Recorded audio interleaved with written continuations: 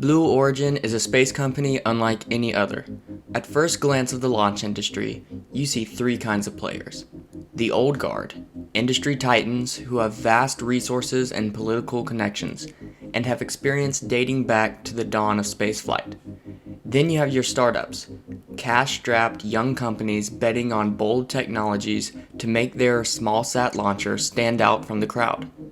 The third is basically SpaceX, which was one of these new startups that actually made it big time. SpaceX used to be pretty cash-strapped, but of course now, it's not only successful, but owned by the second richest man on Earth. SpaceX is a company based around a vision. They were created to achieve a goal, making humans a multiplanetary species. What makes Blue Origin so unique is that they don't fit precisely into any of these categories. Founded by the richest man on Earth, they have the resources and political connections of the old guard, but without the decades of experience. They're betting on new technologies such as reusability, but they're not strapped for cash or making a small sat launcher. And they are founded to achieve a vision, to build a future where millions of people are living and working in space to benefit Earth. From the outside, this unique position seems incredibly advantageous, coupled with the fact that their founder, Jeff Bezos, oversaw the meteoric rise of Amazon. Blue Origin seemed poised to take the launch industry by storm. But as the years have passed, precious little has been accomplished by Blue, while the competition has raced ahead. Today, I want to take a look at Blue Origin and try to break down what has gone right and what's gone wrong.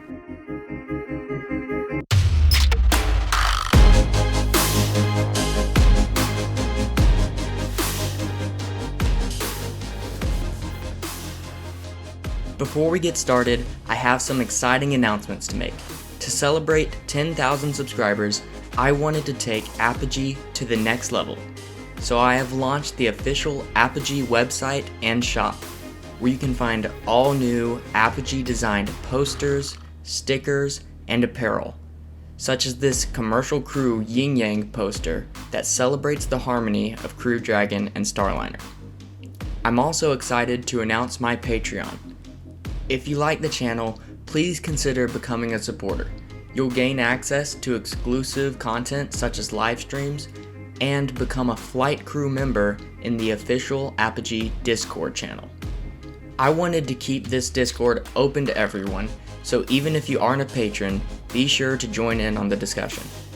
So to wrap up, Apogee now has an official website with cool space merch, a Patreon page where you can support what I do and gain exclusive benefits, and a Discord server open to all.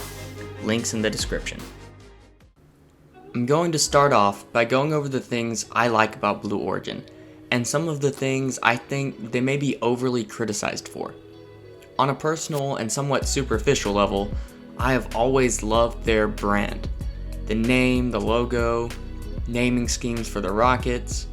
New Glenn has always been my favorite rocket design from an aesthetics perspective. I also personally prefer their vision of millions living and working in cislunar space in large free space colonies such as O'Neill cylinders, more than I like SpaceX's goal of settling Mars. Don't get me wrong, both are really important and they're not mutually exclusive goals. We should pursue both. I'm not against settling on Mars, it's just I feel that free space colonies are more conducive to human life, and that settling space near Earth will be more impactful for our species, especially short term. Anyways, that's not what this video is about, but subscribe if you want to see my full thoughts on that subject in an upcoming video. I also think Blue Origin should get a lot of credit for understanding from the beginning that reuse is essential to lowering the cost of access to space. They didn't beat around the bush with paper-thin anti-reuse talking points, or just come around to accepting reuse 10 years too late. Now, that's a lot of the things I like about Blue Origin. I also want to address one criticism they often get, which I don't think is fair. You probably already know the one, because it's impossible to have a conversation about Blue Origin without this being brought up. They haven't even gotten to orbit. You hear it all the time. SpaceX was founded after Blue Origin and got to orbit over 10 years ago, and Blue still hasn't made it. This criticism just doesn't make any sense to me. In the early years, Blue Origin was really just a space think tank.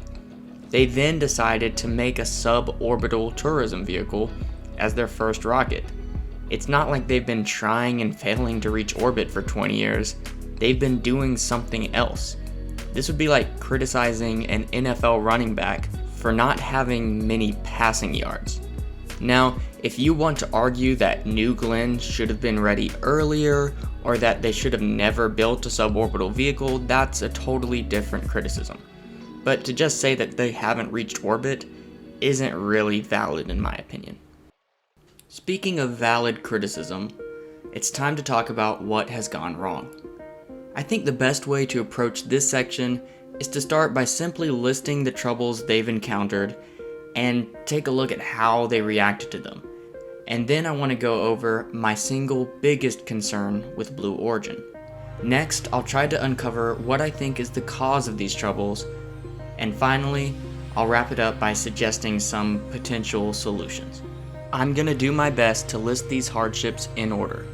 They bid on Commercial Crew back in 2010 and worked on it with NASA until 2011 when they decided to leave the program. The reasoning seems to be that they had a long-term vision and decided this competition wasn't worth it for them.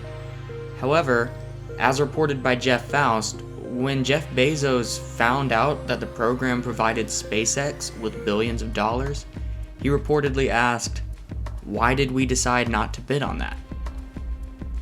So next up, they ended up bidding on the National Security Space Launch Phase 2 competition with their New Glenn rocket. This is a big and important award. Basically, the Air Force buys several defense payload launches for the next 5 years, and they choose 2 providers that get these high-value launches.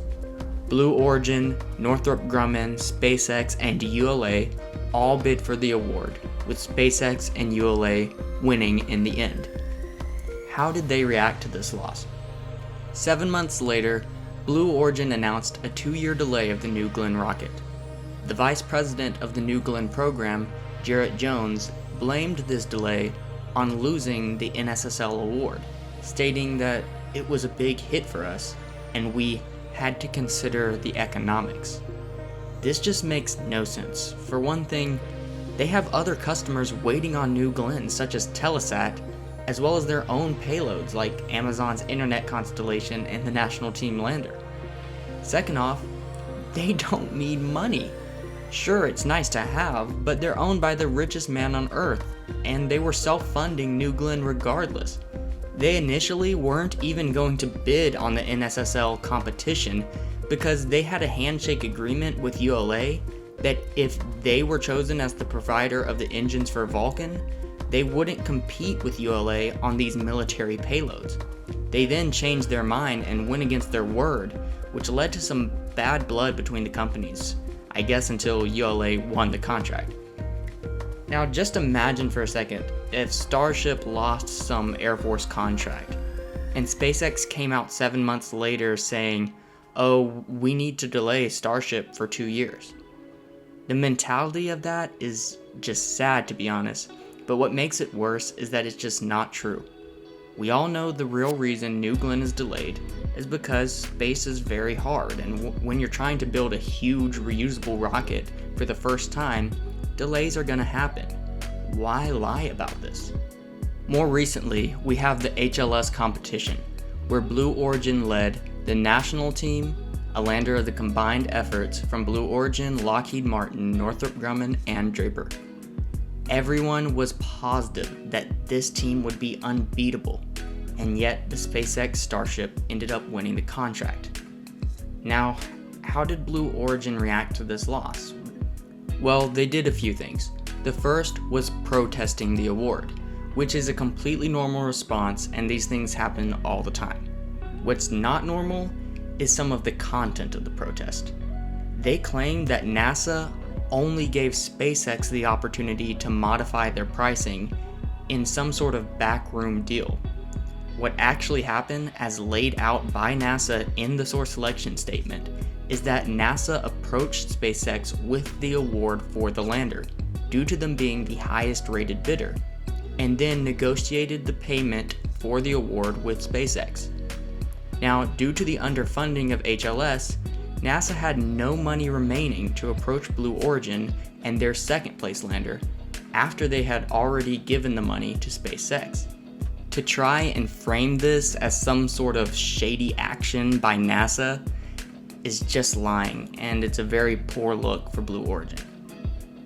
After submitting the protest, Blue got the senator from their district to add an amendment to a recent bill that would mandate NASA choosing a second HLS lander. Now, there's a lot of confusion surrounding this bill. A lot of people have read this amendment as saying NASA must choose a second HLS lander, and we're going to give NASA $10 billion extra over the next 5 years to pay for it. Now, sure, having your senator step in and force NASA to choose your lander is kinda lame, but NASA wanted more HLS money and a second lander, so overall this would be great, right? Well, it would be great, and almost everyone in the space community would support that amendment, if that's what the amendment said. But it doesn't. What it actually does is two things. It mandates NASA choose a second lander, but it only authorizes the extra money to potentially be appropriated. If that difference seems minimal, let me put it this way. I now authorize Bill Gates to give you each $1 billion. Notice how you didn't just become a billionaire? That's the difference between authorizing money and appropriating money. Now, this bill has passed, so NASA is stuck with what is known as an unfunded mandate, something Congress loves to do with NASA, which is basically tell them they must do something, but not give them any money to do it.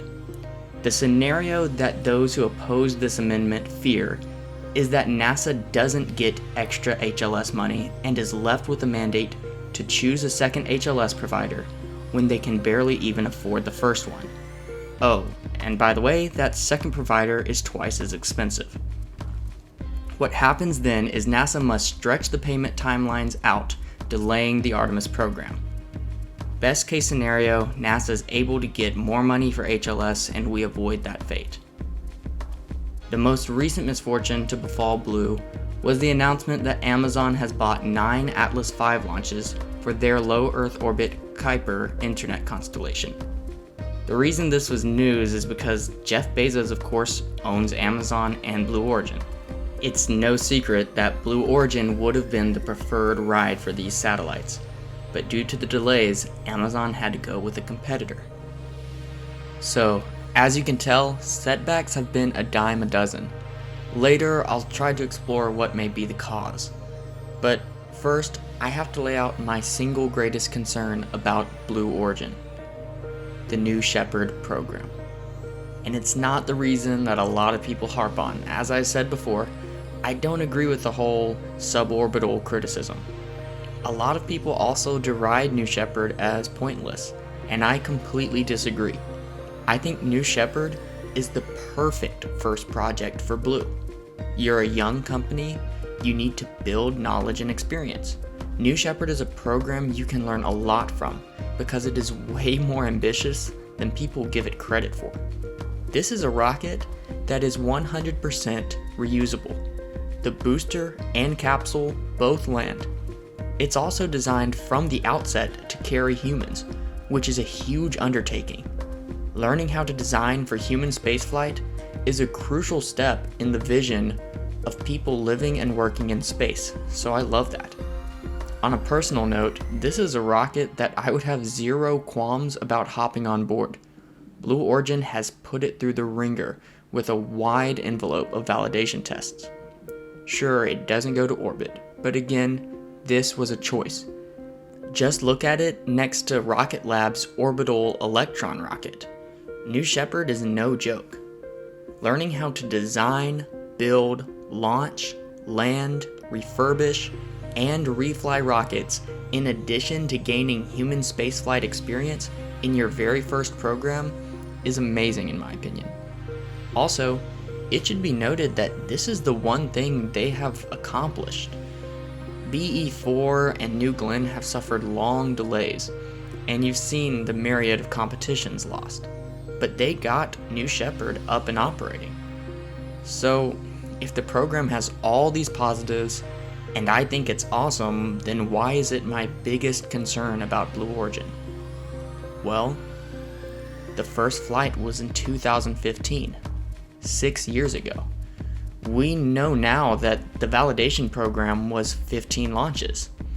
Why on earth did it take 6 years to fly this tiny, fully reusable suborbital rocket 15 times? I just don't care what excuse you can come up with. This pace is unjustifiable. This is not vehicle delay. Blue Origin has been launching and even reusing this vehicle since the very beginning. This is the one program they actually have up and running, and this is the pace we get? Where's the ferocity? Let's look at this next to SpaceX's pace to put it in perspective. Now keep in mind, these vehicles are hardly even comparable in terms of scale and capability. The image of a Falcon 9 next to the New Shepard should make it clear. The Falcon 9 is a medium-class orbital launch vehicle with 2 stages and 10 engine, compared to the New Shepard's single stage and engine. The New Shepard does a simple, straight up and down suborbital flight, which is fine, but the Falcon 9's first stage does much more demanding profiles at far greater speeds. Just look at the flight profiles side by side. And this, the return to launch site or RTLS profile, is actually the easiest one Falcon 9 does. More often, the Falcon 9 performs a drone ship landing about 600 kilometers out in the Atlantic Ocean, exaggerating the difference even further. But by far, the most important difference when we compare cadence has to be that, unlike the New Shepard, Falcon 9 is not fully reusable. It throws away an entire second stage and engine every flight, and only very recently have they began recovering the fairings with marginal success. The second stage of Falcon 9 alone is larger than the entire New Shepard vehicle.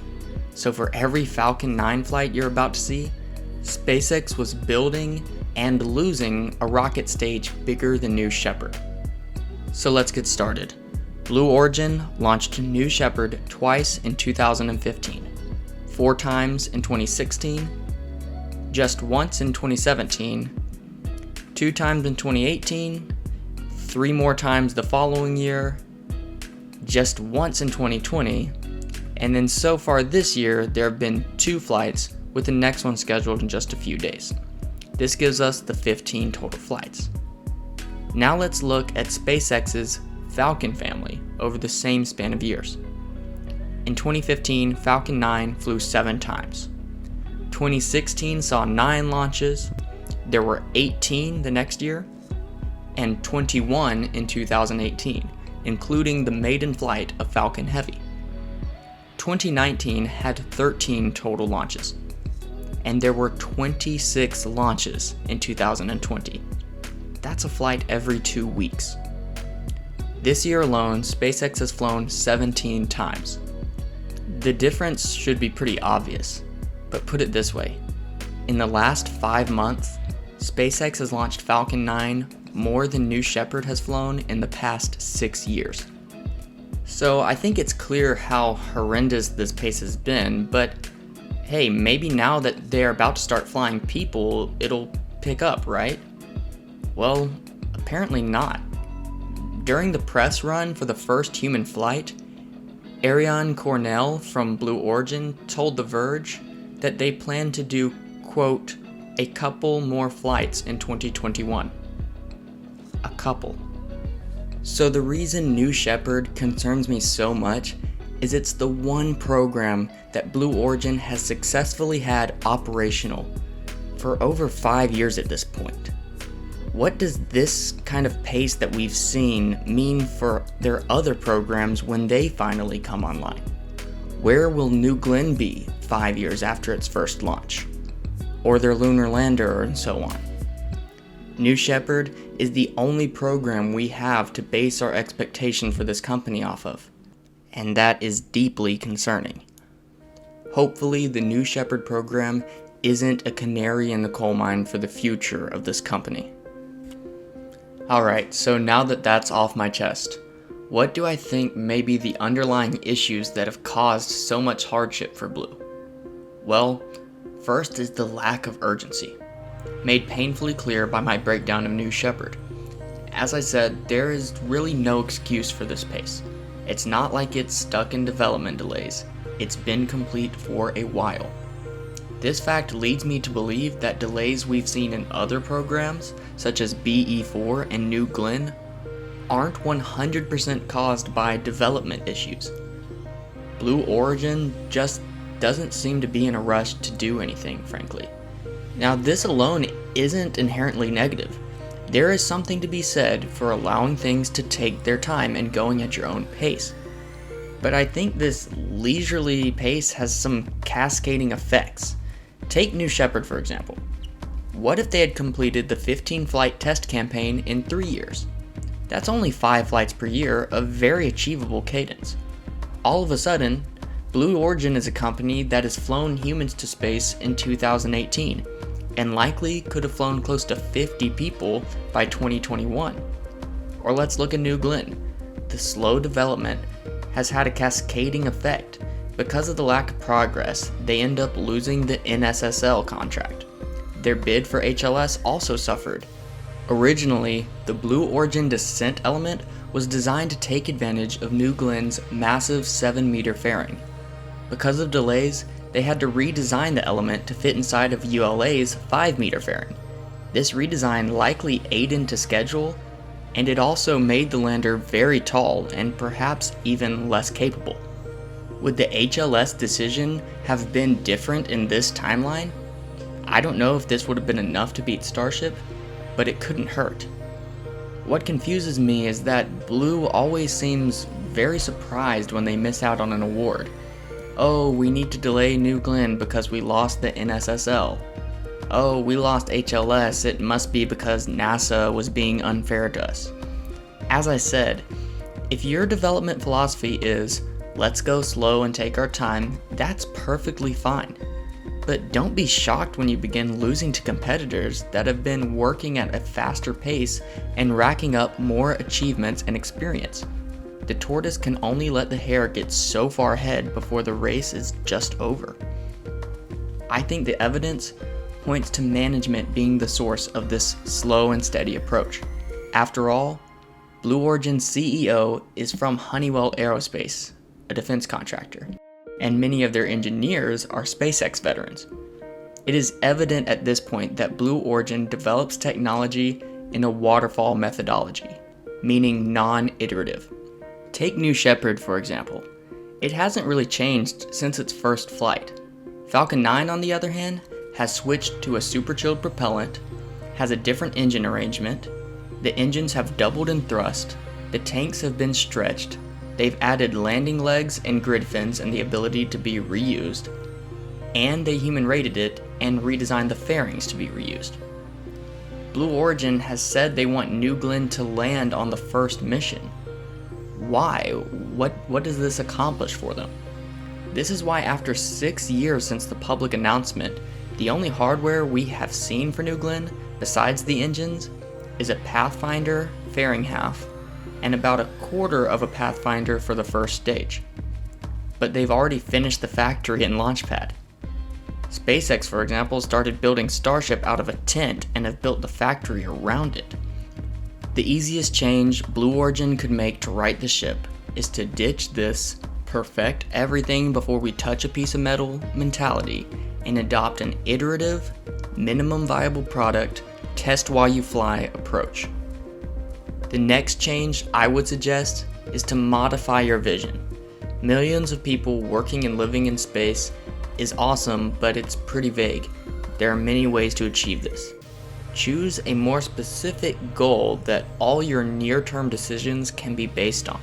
For example, we want to build a rotating space station with artificial gravity. Now, all of your vehicles and decisions can be designed with that station in mind. How much payload do we need? How big of a fairing? What kind of launch cadence? These all become defined by such a goal, the same way the requirements of landing on Mars has shaped Starship. Now, this is a YouTube video after all, so we mustn't be afraid to dream a little bigger. What does Blue Origin have? Experience? No. Customers? Not many. Contracts? Not really. What do they have? Money. Money can buy you all of these things. Want experience and legacy? Buy it. Want contracts and customers? Buy them. Here's a crazy idea that could transform Blue Origin overnight. Purchase ULA. Now, move past the initial reaction. What does this get you? You've gone from a company with no orbital missions to one that has completed 144 successfully. Instead of leaping from a tiny suborbital rocket to one of the largest vehicles ever made, you're now a company with decades of experience with mid to heavy lift vehicles. Instead of your next generation rocket coming out in 2024, you have Vulcan coming out early next year, relieving some of that pressure. And it makes a lot of sense, Vulcan uses Blue Origin engines after all. You've now gone from losing the NSSL contest to winning it. You now have contracts for 60% of national security payloads over the next 5 years. Amazon's Constellation is now launching on Blue Origin rockets. Assuming the next Starliner mission goes well, you now have orbital human spaceflight capabilities and soon the prestige of flying humans to the International Space Station. And finally, you get Tory Bruno, unleashed from Boeing and Lockheed to replace Bob Smith. This is all easier said than done, of course. Lockheed and Boeing may not be willing to sell ULA. In 2015, Aerojet Rocketdyne offered to buy ULA for $2 billion, which was considered a high offer, but ULA still rejected it. At the end of the day, money talks, and Jeff Bezos has got the money. Alright, that does it for my opinion on Blue Origin as of 2021. My final thoughts on the subject are really just this. I believe Blue Origin can be wildly successful, and we should all want them to be. I don't want this video to be taken as diminishing any of the incredible achievements their engineers have made. Anyone who cares about spaceflight should want to see Blue Origin be successful because we need as much innovation, competition, and cooperation as possible. The more players, the better. But as an opinion and analysis channel, I want to share my honest assessments, and that may not always be positive. Criticism is often associated with malice. Don't let it be. We can criticize things that we love in order to help improve them. Blue Origin has the talent, resources, and vision to be great. Thanks everyone for watching. Subscribe below if you want to see more space opinion and analysis. I cannot believe I already have 10,000 subscribers. Seriously, thank each and every one of you. Just a reminder, check the description for links to the brand new Apogee website, and consider becoming a patron if you want to support what I do. Talk to y'all in the next one.